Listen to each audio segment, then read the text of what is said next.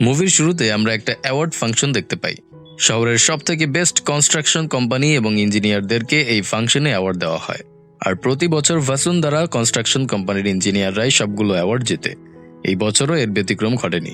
Host এক এক করে অ্যাওয়ার্ডের ক্যাটাগরির নাম বলছিল এবং ভাসুন্ধরা কনস্ট্রাকশন কোম্পানির বিভিন্ন পদে নিয়োজিত ইঞ্জিনিয়াররা অ্যাওয়ার্ডগুলো নিয়ে যাচ্ছিল।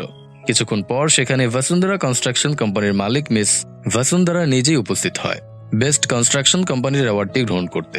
হোস্ট তার নাম বললে সে স্টেজে উঠে অ্যাওয়ার্ডটি নেয় এবং নিচে নেমে এসে চেয়ারে বসে পড়ে। এরপর হোস্ট এই বছরের বেস্ট ইঞ্জিনিয়ারের নামটি ঘোষণা করবে বলে জানায়। সবাই তখন বলাবলি করছিল প্রতিবারের মতন এবারও ভাসুন্ধরাই এই অ্যাওয়ার্ডটি পাবে। ভাসুন্ধরা নিজেও খুবই কনফিডেন্ট ছিল যে সে বেস্ট ইঞ্জিনিয়ারের খেতাবটি অর্জন করতে পারবে। কিন্তু হোস্ট সবাইকে চমকে দিয়ে রাঘুর নামটি ঘোষণা করে। কিন্তু রাঘু অ্যাওয়ার্ড নিতে সেই ফাংশনটিতে অ্যাটেন্ড করেনি, তাই তার পক্ষ থেকে আনিতা অ্যাওয়ার্ডটিকে গ্রহণ করে। যারা ভুলে গিয়েছেন তাদের উদ্দেশ্যে বলি, প্রথম পার্টের শেষের দিকে আমরা দেখেছিলাম আনিতার সুপারিশে তার বাবা রামকুমারের কনস্ট্রাকশন কোম্পানিতে রাঘু একটি জব পেয়েছিল এবং বর্তমানেও সে সেই কোম্পানিতেই কর্মরত আছে। এরপর আমরা দেখতে পাই ভাসুন্ধরা খুবই জেলাস ফিল করছে তাকে এই অ্যাওয়ার্ডটি না দেওয়ার কারণে। সে গাড়িতে করে অফিসে যাওয়ার সময় তার অ্যাসিস্ট্যান্ট মিস্টার অবরয়ের কাছ থেকে রাঘুর সম্পূর্ণ ডিটেলস জেনে নেয়। এখান থেকে সিন চেঞ্জ হয়ে গল্পের প্রধান চরিত্র রাঘুকে দেখানো হয়। রাঘু বাজার করে বাড়ি ফিরছিল। সে বাড়িতে পৌঁছালে শালিনী অর্থাৎ রাঘুর স্ত্রী তার সাথে অনেক রাগারাগি করতে শুরু করে, কারণ সে বাজার করে নিয়ে আসতে অনেক লেট করে ফেলেছে। আর রাঘু লেট করার কারণ হলো সেই পুরনো নরবরের স্কুটি, যেটা দিয়ে মোটেও দ্রুত চলাচল করা যায় না। তবে রাঘুর এই স্কুটিটার সাথে অনেক স্মৃতি জড়িয়ে থাকায় এখনো সে এটাই ব্যবহার করছে। যেহেতু রাঘুর মা মারা গিয়েছিল, তাই শালিনী এখন তার চাকরিটি ছেড়ে দিয়ে সংসারের সবকিছু টেক কেয়ার করে। সে রাঘুর বাবারও খেয়াল রাখে, আবার রাঘুর ছোট ভাই কার্তিকের টিফিনও গুছিয়ে দেয়। এরপর দেখানো হয় রাঘু রেডি হয়ে তার অফিসে চলে এসেছে। এখানে তাকে শুভেচ্ছা জানাতে অফিসের সকল কর্মকর্তারা একত্রিত হয়ে তালি দিচ্ছিল। আনিতা বলে, রাঘু তুমি নিচে গিয়ে অ্যাওয়ার্ডটি গ্রহণ করলে আরো ভালো হতো। কিন্তু রাঘু জানায় সে জনপ্রিয় হওয়ার জন্য বা জনগণের বাহবা পেতে কাজ করে না, সে শুধু মানুষদের উপকার করার জন্যই কাজ করে। রাঘু এই অ্যাওয়ার্ডটির সম্পূর্ণ কৃতিত্ব মিস্টার রামকুমার এবং আনিতাকে দেয়। এরপর রামকুমার রাঘুকে তার অফিসে বসিয়ে তাকে বলে ভাসুন্ধরা তার সাথে একটা মিটিং করতে চায়, হয়তো কোনো কাজ দেবে তাকে। কিন্তু রাঘু সেখানে যেতে আপত্তি জানায়, কারণ সে তার ভিআইপি গ্রুপের সাথে একটি নতুন কোম্পানি ওপেন করতে চায় আর এটাই তার স্বপ্ন। কিন্তু রামকুমার তাকে ভাসুন্ধরার সাথে দেখা করার জন্য অনেক ফোর্স করে, কারণ সে অনেক বড় একজন ব্যক্তি। রাঘু না গেলে সে মাইন্ড করতে পারে। বাধ্য হয়েই রাঘু ভাসুন্ধরা কনস্ট্রাকশন কোম্পানিতে চলে যায়। এখানে গার্ড তাকে প্রবেশ করতে বাধা দেয়, কারণ সে খুবই সাধারণ পোশাকে ছিল। তবে তার পরিচয় পেয়ে তাকে ওয়েটিং এরিয়াতে বসিয়ে রাখা হয়। এখানে রাঘু দেখতে পায় অনেক বড় বড় ইঞ্জিনিয়াররা এই কোম্পানিতে অনেক তাড়াহুড়া করে কাজ করছে, তারা খুবই ব্যস্ত। কিছুক্ষণ পর তাকে ভাসুন্ধরার অফিস রুমে নিয়ে যাওয়া হয়। রাঘু তাকে কিছু বলার আগেই সে বলতে শুরু করে, বাইরে তোমার অ্যাপয়েন্টমেন্ট লেটার আছে, সেখানে সাইন করে কাল থেকে চাকরিতে জয়েন করে নাও, তোমার ট্যালেন্ট আমাদের দরকার আছে। কিন্তু রাঘু তাকে জানায় সে জব করার জন্য এখানে আসেনি, বরং রামকুমার সাহেবের কথা রাখতে এখানে এসেছে। সে আরো বলে তার ভিআইপি গ্রুপের 1000 সদস্য নিয়ে সে একটা নতুন কনস্ট্রাকশন কোম্পানি খুলবে। ব্যাংক থেকে লোন নেওয়ার প্রসেসিং হচ্ছে, সেটা কমপ্লিট হলেই সে একটা কোম্পানির মালিক হবে। ভাসুন্ধরা তাকে বলে, এত অহংকার ভালো নয়, তুমি অন্য কোম্পানির মালিক হলে যে স্যালারি পাবে আমার কোম্পানিতে কাজ করলে তার দ্বিগুণ পাবে। রাঘু এর উত্তরে বলে, একটা বড় রাজ্যের প্রজা হওয়ার থেকে ছোট্ট একটা রাজ্যের রাজা হওয়া অনেক ভালো। ভাসুন্ধরা তার কথাবার্তা শুনে অনেক রাগান্বিত হয়ে যায় এবং বলে, এই সুযোগ সবাই পায় না, তোমার কি গ্যারান্টি আছে যে তুমি এত বড় অফার আবার পাবে? রাঘু বলে সে নিজেই ভাসুন্ধরার কোম্পানিতে 25 বার ইন্টারভিউ দিয়েছে, কিন্তু সিলেক্ট হয়নি। এখন তার ট্যালেন্টের কারণে তাকে ডাকা হয়েছে, ভবিষ্যতেও কেউ না কেউ তার কদর করবেই। এই বলে রাঘু খুবই স্টাইলিশ ভাব নিয়ে সেখান থেকে বের হয়ে যায়। রাতের বেলা রাঘু অনেক ড্রিঙ্কস করে বাড়ি ফেরে এবং দেখতে পায় মেইন গেটে তালা দেয়া। সে তার বাবা কৃষ্ণমূর্তিকে ফোন করে গেটটি খুলতে বলে। কিছুক্ষণ পর তার বাবা দ্রুত গেটটি খুলে দিয়ে তাকে লুকিয়ে লুকিয়ে ঘরে নিয়ে যেতে থাকে, কারণ শালিনী জানতে পারলে তাদের দুজনকেই খুব বকাঝকা করবে। ঠিক যেমনটা পূর্বে রাঘুর মা কৃষ্ণমূর্তির কাছ থেকে বাঁচানোর জন্য করত। তারা খুবই সতর্কতার সাথে ধীরে ধীরে ঘরে প্রবেশ করলেও শালিনী টের পেয়ে যায় এবং রাঘুকে আর তার শ্বশুরকে কথা শোনাতে থাকে। এখানে রাঘু তার ইমোশনাল ড্রামা শুরু করে এবং শালিনীকে অনেক উল্টাপাল্টা কথা বলতে থাকে। একটা রুম থেকে কার্তিক অর্থাৎ রাঘুর ছোট ভাই বের হয়ে আসে এবং তাকে রুমে নিয়ে গিয়ে শুইয়ে দেয়। এর পরের দিন সকালবেলা রাঘু কার্তিকের কাছ থেকে জানতে পারে গতরাতে সে শালিনীকে অনেক উল্টাপাল্টা কথা বলেছে, তাই শালিনী অনেক রাগান্বিত হয়ে আছে। আসলে রাঘু ড্রিঙ্কস করার পর মাতাল অবস্থায় কি কাণ্ডকীর্তি করে তা এর পরের দিন ভুলে যায়। রাঘু শালিনীর রাগ ভাঙানোর জন্য রাতের বেলা ফুল নিয়ে বাড়িতে ফেরে এবং শালিনীকে তা উপহার দেয়, কিন্তু শালিনী ধরে নেয় কোনো মেয়ে এমপ্লয়ি তাকে এই ফুলগুলো গিফট দিয়েছে। এ নিয়ে তাদের মধ্যে আবারও কথা কাটাকাটি শুরু হয়। সিন চেঞ্জ হলে আমরা দেখতে পাই বসুন্ধরা একটি কনস্ট্রাকশন সাইট ভিজিট করতে এসেছে। তার চারপাশে নামি দামি ডিজাইনাররা ঘুরঘুর করছে। তার অ্যাসিস্ট্যান্ট তাকে বলে ৬,০০০ কোটি টাকার প্রজেক্টের জন্য তাকে পার্সোনালি যে কোটেশন জমা দিতে হবে।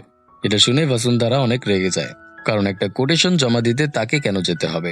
অ্যাসিস্ট্যান্ট জানায় যে ব্যক্তির এই প্রজেক্ট সে অনেক বড় একজন নেতা, আর সে সরাসরি বসুন্ধরার সাথেই দেখা করতে চায়।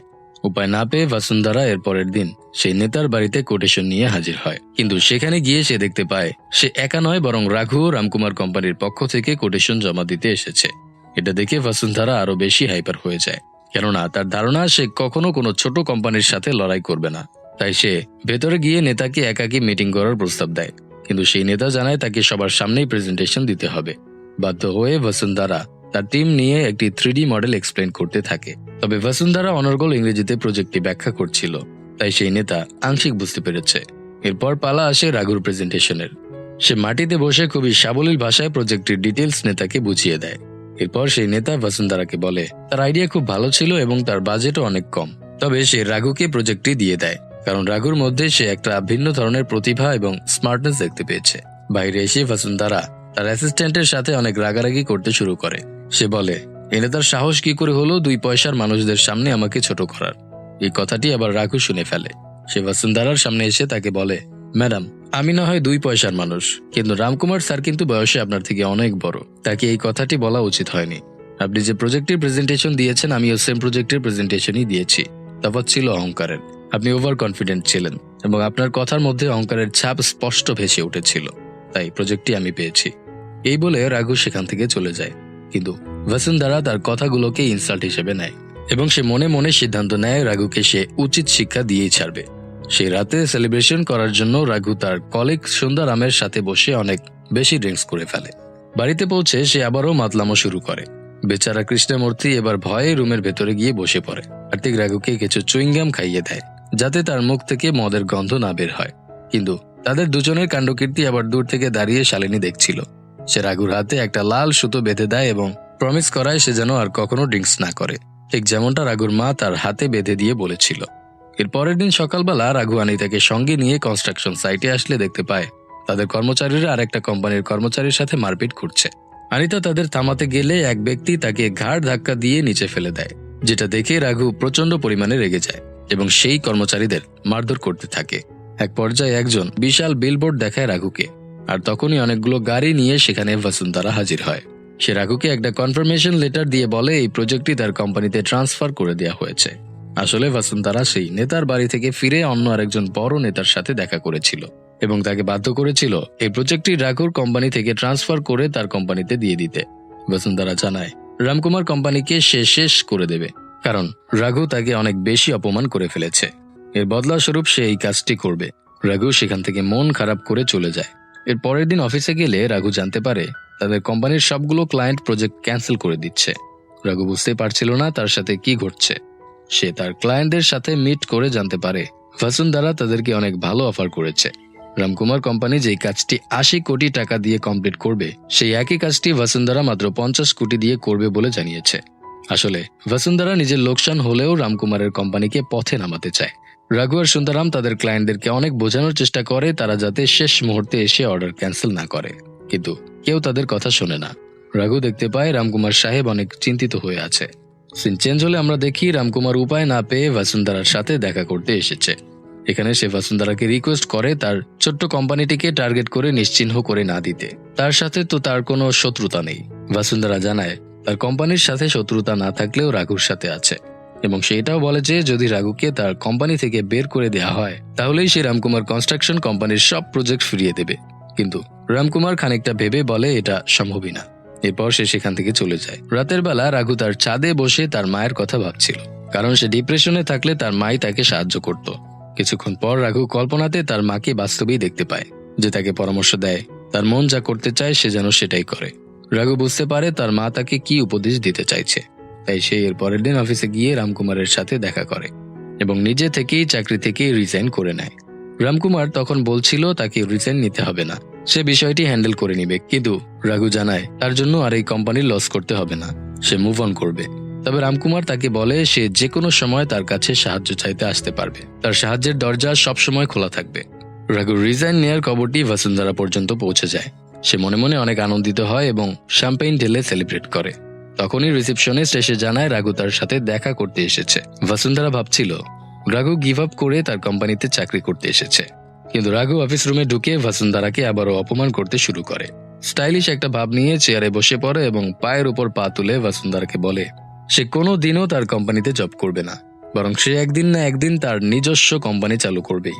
এই বলে রাঘু স্টাইলিশ ভাবে বসুন্ধরার অফিস রুম থেকে এক্সিট নেয়। সিন চেঞ্জ হলে আমরা দেখতে পাই রাঘু এখন বাড়িতেই তার দিনের অর্ধেকটা সময় ব্যয় করে। যেহেতু তার আর কোনো কাজ নেই, তাই সে ঘরের রান্নাবান্নার কাজও করে, আর ফ্রি টাইমে পাড়ার ছোট ছোট ছেলে পুলেদের সাথে ক্রিকেট খেলে।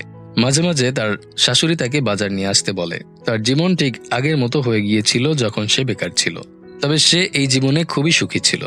রাঘু অনেক জায়গায় ইন্টারভিউ দেয়, তবে কেউ তাকে চাকরিতে নেয় না, কারণ সবাই জানতো বসুন্ধরার সাথে তার একটা দ্বন্দ্ব আছে। একদিন বাজার করে বাড়িতে ফেরার সময় ট্রাফিক সিগন্যালে রাঘুর সাথে বসুন্ধরার দেখা হয়। বসুন্ধরা তাকে এই দেখে অনেক মজা নিতে থাকে, কিন্তু রাঘু জানায় সে এই সাধারণ জীবনযাপনেই অনেক হ্যাপি আছে। রাঘু উল্টো বসুন্ধরার স্ট্রেসফুল লাইফের ব্যাপারে একটা লম্বা ভাষণ দেয়। বসুন্ধরাকে সে বলে, ম্যাডাম, আপনি টাকার পেছনে ছুটে নিজের সুখের কথাই ভুলে গিয়েছেন, অথচ আমি রাতে বাড়ি ফিরলে শান্তিতে একটা ঘুম দিতে পারি। এই বলে রাঘু তার বাড়িতে চলে যায়। এরপর তার সাথে দেখা করতে অনিতা আর সুন্দরাম আসে।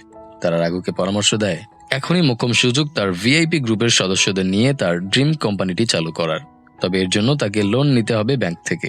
পর দেখানো হয় রাঘু ভিআইপি গ্রুপের মেম্বারদের নিয়ে বিভিন্ন ব্যাংকে গিয়ে লোন চাইছে, কিন্তু প্রত্যেকটি ব্যাংক থেকেই তাকে একই কথা বলা হচ্ছে, আর তা হলো এত বড় লোন নিতে চাইলে কিছু মূল্যবান সম্পদ সিকিউরিটি হিসেবে ব্যাংকে বন্ধক রাখতে হবে। কিন্তু রাঘু এত বড় রিস্ক নিতে চাইছিল না। একদিন একটি চায়ের দোকানে বসে থাকলে সুন্দরাম 20 লক্ষ টাকা নিয়ে এসে রাঘুকে দিতে চায়, কিন্তু সেই টাকাগুলো রাঘু ফিরিয়ে দেয়, কারণ এগুলো সুন্দরামের সারা জীবনের ইনকাম। তখনই বালা নামের এক ছেলে রাঘুর সাথে দেখা করতে আসে। সে জানায় সেও একটা কোম্পানি স্টার্ট করতে চায়, তার কাছে 50 লাখ টাকা আছে। সমপরিমাণ টাকা রাঘু ইনভেস্ট করলে তারা দুজনে পার্টনারশিপে কোম্পানিটি চালু করতে পারবে। বাড়িতে গিয়ে রাঘু অনেক চিন্তা ভাবনা করতে থাকে। তখনই সে তার মায়ের অবয়বটিকে দেখতে পায়। সে তাকে পরামর্শ দেয় তাদের বাড়িটি বন্ধক রাখতে, কিন্তু রাঘু এটা করতে চাইছিল না, কারণ তার মায়ের অনেক স্মৃতি এই বাড়ির সাথে জড়িয়ে আছে। তবে তার মা জানায় সে এই বাড়িতে নয়, বরং তার হৃদয়ে বাস করে। এরপর রাঘু তার বাবার কাছ থেকে পারমিশন চায় বাড়িটি বন্ধক রাখার জন্য। কৃষ্ণমূর্তি এক মুহূর্তেই রাজি হয়ে যায়। শালিনী রাঘুকে সাপোর্ট করার জন্য বলে এখন থেকে সেও একটা চাকরি করবে সংসার চালানোর জন্য, কিন্তু রাঘু এতে আপত্তি জানায়। শালিনী বলে এই সংসারে তারও অবদান রাখার অধিকার আছে এবং সে তার দায়িত্ব ও কর্তব্য পালন করবেই। এখানে তারা দুজন অনেক সুন্দর মুহূর্ত কাটায়। শালিনী রাঘুকে কতটা ভালোবাসে দেখে রাঘু অনেক খুশি হয়। এরপর দেখানো হয় রাঘু ব্যাংক থেকে লোন নিয়ে একটা বিশাল জায়গা ভাড়া নিয়েছে। এরপর তার টিম জায়গাটিকে পরিষ্কার পরিচ্ছন্ন করে অফিসে রূপান্তর করে। তবে তাদের হাতে কোনো প্রজেক্ট ছিল না, তাই তারা সারাদিন অফিসের মধ্যেই খেলাধুলা করে সময় পার করত। খবরটি বসুন্ধরার কানেও পৌঁছায়। সে বলে কোম্পানি স্টার্ট করলেই হয়ে যায় না, প্রজেক্টও কমপ্লিট করতে হয়। একদিন রাঘুর ফোনে আকাশ নামের এক বিজনেসম্যান ফোন করে তার সাথে দেখা করতে বলে। রাঘু আর বালা সেই আকাশের সাথে মিটিং করতে গেলে সে তাদেরকে একটি প্রজেক্ট দেয়। রাঘু তার অফিসে এসে তার ভিআইপি টিমকে জানায় তারা একটি প্রজেক্ট হাতে পেয়েছে। এটা দেখে তার পুরো টিম আনন্দে আত্মহারা হয়ে যায়। সবাই নাচানাচি শুরু করে। অবশেষে তারা নিজেদের কোম্পানির হয়ে কাজ করতে পারবে। এরপর দেখানো হয় পুরো দমে প্রজেক্টের কাজ শুরু হয়ে গেছে। আসলে আকাশ বাচ্চাদের খেলাধুলা করার জন্য একটা বিশাল অ্যামিউজমেন্ট পার্ক তৈরি করতে চাইছিল। রাঘু একদিন কনস্ট্রাকশন সাইটে গিয়ে জানতে পারে তারা যেখানে অ্যামিউজমেন্ট পার্কটি তৈরি করার পরিকল্পনা করেছে তার পাশেই একটি ঝিল আছে। রাঘুর খানিকটা সন্দেহ হয়, তাই সে ওই জায়গার মাটি ল্যাবে পাঠিয়ে দেয় পরীক্ষা করার জন্য। রিপোর্ট আসলে রাঘু অ্যানালাইসিস করে দেখতে পায় সেই স্থানের মাটি খুবই ঝরঝরে, আর সেখানে যদি পার্কটি নির্মাণ করা হয় তাহলে সামান্য বৃষ্টিপাতে এই স্থানটি ধসে পড়বে, যার কারণে হাজারো মানুষের প্রাণ চলে যেতে পারে। এরপর রাঘু তার অফিসে গিয়ে সবাইকে উদ্দেশ্য করে বলে তাদের এই প্রজেক্টটি ক্যান্সেল করে দেওয়া উচিত, কেননা তার মন এই প্রজেক্টটি করতে সায় দিচ্ছে না। আর দেবেই বা কি করে, হাজারো মানুষের জীবন এই প্রজেক্টের সাথে জড়িয়ে আছে। রাঘু সবার কাছে ক্ষমা চেয়ে নেয়, কারণ সে জানে এটা তাদের প্রথম প্রজেক্ট ছিল আর সবাই খুবই এক্সাইটেডও ছিল। কিন্তু ভিআইপি গ্রুপের সবাই রাঘুকে উল্টা বাহবা দেয় এমন সাহসী একটা সিদ্ধান্ত নেওয়ার জন্য, এবং তারাও রাঘুর ধারণার সাথে একমত পোষণ করে। আকাশ বুদ্ধি করে বালাকে তার অফিসে ডেকে নেয় এবং বালাকে বলতে থাকে, রাঘু একাই কি প্রজেক্ট ক্যান্সেল করার সিদ্ধান্ত নিয়ে নিল? তুমি তাহলে কোম্পানির কি পদে আছো? রাঘুকে বাদ দিয়ে এই প্রজেক্টটি তোমার নিজেরই সামলানো উচিত। কিন্তু বালা তাকে চমকে দিয়ে বলে, রাঘুকে ধোকা দিয়ে প্রজেক্ট করার চেয়ে মরে যাওয়া অনেক ভালো হবে। এই কথা বলে সে আকাশের কাছ থেকে বিদায় নিয়ে চলে যায়, আর আকাশ তার দিকে তাকিয়ে থাকে। এর পরের দিন রাঘু জানতে পারে আকাশ কৌশলে ভাসুন্ধারাকে তার প্রজেক্টটি হ্যান্ডওভার করেছে। এটা শুনে রাঘু দ্রুত ভাসুন্ধারার সাথে দেখা করতে যায়, কিন্তু ভাসুন্ধারা তার সাথে মিট করে না। তাই সে সরকারি ভূমি অফিসে গিয়ে আকাশের বিরুদ্ধে সকল প্রমাণ পেশ করে এবং আকাশকে দ্রুত গ্রেফতার করতে বলে। কিন্তু ভূমি অফিসের কর্মকর্তা সুরেশ আগে থেকেই আকাশের কাছ থেকে ঘুষ খেয়ে বসে আছে। তাই সে দ্রুত আকাশকে ফোন করে রাঘুর ব্যাপারে বলে দেয়। আকাশ বুদ্ধি করে ভাসুন্ধারার সাথে দেখা করতে যায় এবং ভাসুন্ধারাকে বলে রাঘু তার কোম্পানিটিকে নিচু দেখানোর জন্য এমন করছে। ভাসুন্ধারা আকাশের কথা বিশ্বাস করে। এরপর ভাসুন্ধারার কাছ থেকে বিদায় নিয়ে ফেরত যাওয়ার সময় দেখতে পায় রাঘু ভাসুন্ধারার সাথে দেখা করতে এসেছে।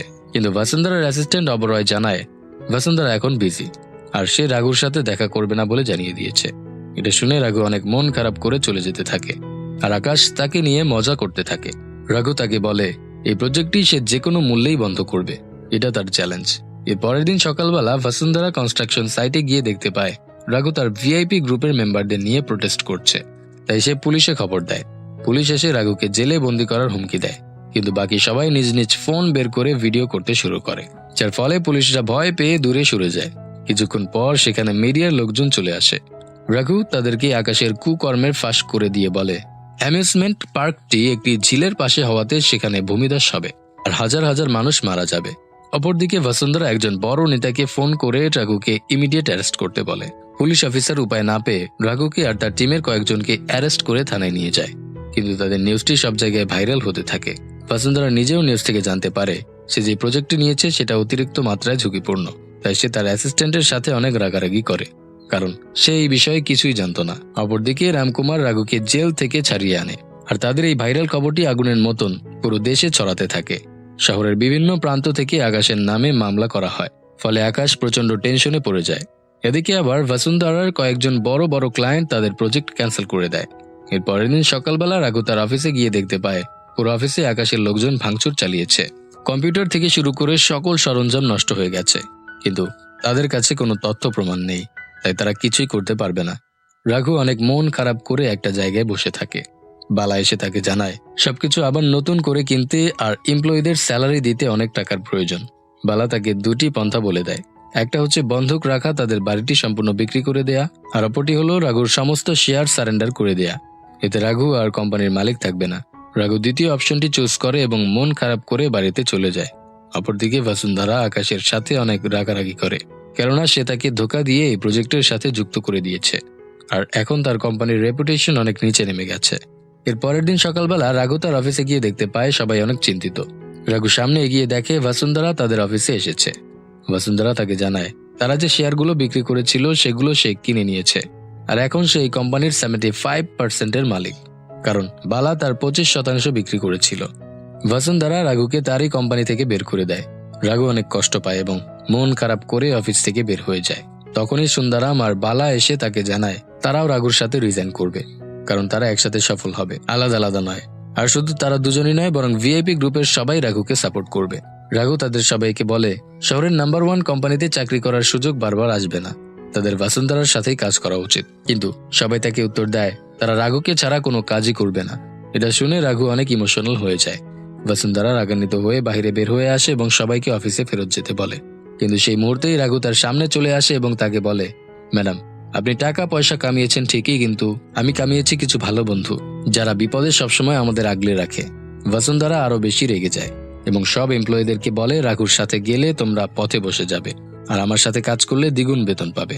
তোমরা কোনটা চাও? এছাড়াও রাঘু তোমাদের কোনো আপনজন নয়, তাহলে তার সাথে কাজ করার জন্য উদ্গ্রীব কেন হচ্ছ? সবাই উত্তর দেয় রাঘু তাদের বন্ধু, আর বন্ধুকে কখনো একা ছাড়তে নেই। রাঘু তার ভিআইপি টিম নিয়ে সেখান থেকে চলে যায়, আর ভাসুন্ধারা রাগে সেখানেই দাঁড়িয়ে থাকে। সিন চেঞ্জ হলে আমরা দেখতে পাই শহরে প্রচন্ড বৃষ্টিপাত হচ্ছে।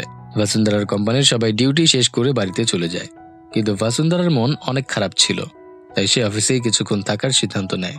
অপরদিকে আকাশ রাঘুকে মারার জন্য কিছু গুন্ডা ভাড়া করে নিয়ে আসে এবং তারা রাঘুর সাথে মারপিট শুরু করে দেয়। এখানে আমরা রাঘু আর সেই গুন্ডাগুলোর মধ্যে একটা দুর্দান্ত লড়াইয়ের দৃশ্য দেখতে পাই। রাঘু বৃষ্টির মধ্যেই সবগুলোকে মারধর করে একদম নাস্তানাবুদ করে দিচ্ছিল। এক এক করে রাঘু সবাইকে কুপকাত করে দেয় এবং আকাশও অনেক আহত হয়ে যায়। রাঘুর কাছ থেকে বাঁচার জন্য আকাশ তাকে মিথ্যে বলে। সে বলে বসুন্ধরা তাকে মারার জন্য পাঠিয়েছে। এটা শুনে রাঘুর মাথা আরো গরম হয়ে যায়। সে সোজা বসুন্ধরার অফিসে চলে যায় এবং রাগ দেখিয়ে বসুন্ধরাকে বলতে থাকে সে কেন তাকে মারতে লোক পাঠিয়েছে। বসুন্ধরা তার কথাবার্তা শুনে অবাক হয়ে যায় এবং বলে, আমি কোনো লোকজন পাঠাইনি, আকাশের সাথে আমার কথাই হয়নি। এটা শুনে রাঘু বুঝতে পারে আকাশ তাকে মিথ্যে বলেছে। তাই সে বসুন্ধরার অফিস থেকে বের হয়ে যেতে থাকে। কিন্তু সে গ্রাউন্ড ফ্লোরে এসে দেখতে পায় পুরো জায়গাটি ছোটখাটো একটা সুইমিং পুলে পরিণত হয়েছে। তাই সে দৌড়ে আবারও বসুন্ধরার অফিস রুমে চলে যায়। সে বসুন্ধরাকে বলে বাইরে ভারী বৃষ্টিপাতের ফলে বন্যা হয়ে গেছে। বসুন্ধরা জানালা দিয়ে বাইরে তাকিয়ে দেখে তার দামি মার্সিডিজ গাড়িটিও জলের তলায় চলে গিয়েছে। রাঘুও জানালা দিয়ে তাকিয়ে দেখতে পায় তার ভাঙাচোরা স্কুটিটিও বন্যার পানিতে ভাসছে। তাই সে খুবই আফসোস করে। যদিও স্কুটিটা অতটা দামি নয়, তবুও সেটা রাঘুর অনেক প্রিয়। ঠিক সেই মুহূর্তেই অফিসের বিদ্যুৎ চলে যায় আর ফোনগুলোও ঠিকভাবে কাজ করছিল না। রাঘু জাস্ট কয়েক মিনিটের জন্য তার বাড়িতে ফোন করে জানিয়ে দেয় সে নিরাপদে আছে। অপরদিকে আমরা দেখতে পাই রাঘুর পরিবারও বন্যার হাত থেকে বাঁচতে ছাদে উঠে যাচ্ছে। এরপর দেখানো হয় রাঘু বসুন্ধরার অফিসের মেঝেতে বসে বাচ্চাদের মতো দুষ্টুমি করছে, যা দেখে বসুন্ধরা অনেক ডিস্টার্ব ফিল করছিল। টেনশন রিলিজ করতে সে একটা ড্রিঙ্কসের বোতল বের করে, কিন্তু গ্লাস ছিল ক্যান্টিন রুমে। তবে বসুন্ধরা অন্ধকারে ভয় পেত আর রাঘুও অন্ধকারে যেতে ভয় পায়। তাই তারা দুজনেই সম্মিলিতভাবে ক্যান্টিন থেকে গ্লাস নিয়ে আসে এবং অফিসে বসে ড্রিঙ্কস করতে শুরু করে। এখানে তারা অনেক গল্প গুজব শুরু করে। বসুন্ধরা রাঘুকে বলে তার স্ট্যাটাস সম্পর্কে অবগত হয়ে তার সাথে এমন রুড আচরণ করা রাঘুর ঠিক হয়নি। কিন্তু রাঘু তাকে বোঝানোর জন্য তার কম দামি মোবাইলটি বসুন্ধরার দামি দামি ফোনগুলোর পাশে রেখে দেয় এবং বলে এই সবগুলো মোবাইলই এখন অচল। স্ট্যাটাস মানুষকে অন্ধ করে দেয়, শুধুমাত্র প্রকৃতি আমাদের আসল স্ট্যাটাস চিনতে সাহায্য করে। সামান্য বন্যায় কম দামি আর বেশি দামি ফোনকে একই পজিশনে নিয়ে গিয়েছে। এখানে বসুন্ধরা রাঘুর ইন্সপাইরেশনাল স্পিচ শুনে তার নিজের ভুল উপলব্ধি করতে পারে এবং সে যে এতদিন অহংকারের নেশায় বিভোর ছিল সেটাও বুঝতে পারে। এরপর তারা অনেক বেশি ড্রিঙ্কস করে ফেলে। বসুন্ধরা রাঘুর কাছ থেকে তার স্ত্রীর ব্যাপারে জানতে চাইলে রাঘু আবারও তার ইমোশনাল ড্রামা শুরু করে দেয়। এরপর দেখানো হয় বসুন্ধরা তার অতীত জীবন সম্পর্কে রাঘুকে বলছে আর রাঘু তার জীবন সম্পর্কে বসুন্ধরাকে ধারণা দিচ্ছে। এখানে তারা হ্যান্ডশেক করে বন্ধুত্ব তৈরি করে নেয় এবং একসাথে নাচ গান করে সেলিব্রেট করে। এভাবে পুরো রাত কাটানোর পর সকালবেলা বন্যার পানি সরে যায়। বসুন্ধরা নিচে নেমে এসে দেখে তার গাড়িটি স্টার্ট হচ্ছে না, কিন্তু রাঘুর কম দামি সেই স্কুটারটি আবারও স্টার্ট হয়ে যায়। বসুন্ধরা রাঘুর স্কুটির পেছনে বসে। রাস্তা দিয়ে যাওয়ার সময় বসুন্ধরা বলে কোনো একটা 5 স্টার হোটেলের সামনে গাড়ি দাঁড় করাতে, কারণ তার খুব খিদে পেয়েছে। কিন্তু রাঘু তাকে বলে 5 স্টার হোটেলে খাবার পাওয়া যায়, ভালোবাসা নয়। তাই সে বসুন্ধরাকে তার বাড়িতে নিয়ে যায়। তার পরিবার ছাদেই রান্নাবান্না করছিল। রাঘু বসুন্ধরাকে তার পরিবারের সাথে পরিচয় করিয়ে দেয়। এরপর বসুন্ধরা সেখানে তৃপ্তি সহকারে খাবার খায়। রাঘু তার ভিআইপি টিমকে ফোন করে বলে শহরের রাস্তাগুলোতে অনেক পথচারী বন্যার পানিতে চলাচল করতে পারছে না, তাদেরকে সাহায্য করতে যেতে হবে। অপরদিকে বসুন্ধরা তার পরিবারের সাথে অনেক ভালোভাবে মিশে যায়। সে তাদের সাথে অনেক গল্প গুজব করে আর এখানেই এই অসাধারণ মুভিটির গল্পের সমাপ্তি ঘটে।